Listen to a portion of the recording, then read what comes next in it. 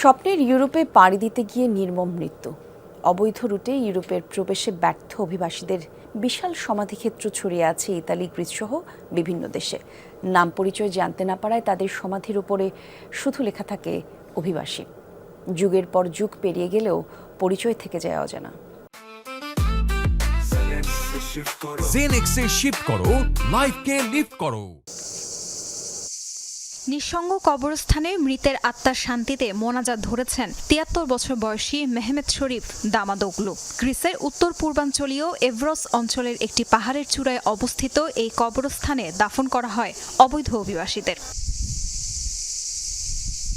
স্থলপথে Europe প্রবেশের root হিসেবে পরিচিত গ্রিস তুরস্ক সীমান্তবর্তী এভরস বর্ডার। জাতিসংঘের শরণার্থী বিষয়ক সংস্থা UNHCR এর তথ্য মতে সীমান্তে ধরা পড়ে ও বিশাল এভরস নদীতে ডুবে গেল ১১ বছরে মৃত্যু হয়েছে ৩,০০০-এর বেশি মানুষের। এই হতভাগ্য অবৈধ অভিবাসীদেরই শেষ ঠাঁই মেলে নির্জন এই স্থানে, যাদের বেশিরভাগেরই নাম ও পরিচয় অজানা। ইউরোপে অনুপ্রবেশের আরেকটি প্রচলিত রুট ইতালির দক্ষিণাঞ্চলীয় ল্যাম্পেদুসা দ্বীপ।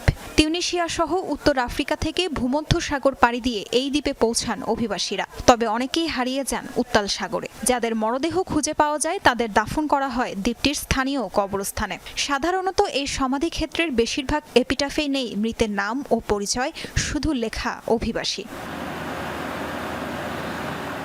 রাবারের নৌকায় ধারণ ক্ষমতার অতিরিক্ত যাত্রী কিংবা খারাপ আবহাওয়ার কারণে আফ্রিকার বিভিন্ন দেশের অভিবাসীদের মৃত্যু ঘটে নিজ দেশেরই সমুদ্র সীমানায়। ইউরোপে পৌঁছাতে ব্যর্থ সেই অভিবাসীদের ঠিকানা মৌরিতানিয়ার এই সাইদ কবরস্থান। ২০২৪ সালে দেশটির উপকূল থেকে উদ্ধার করা হয় ৫০০-র বেশি মরদেহ।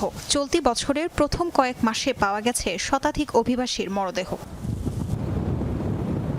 তাসরিয়ান সোবহান, যমুনা নিউজ।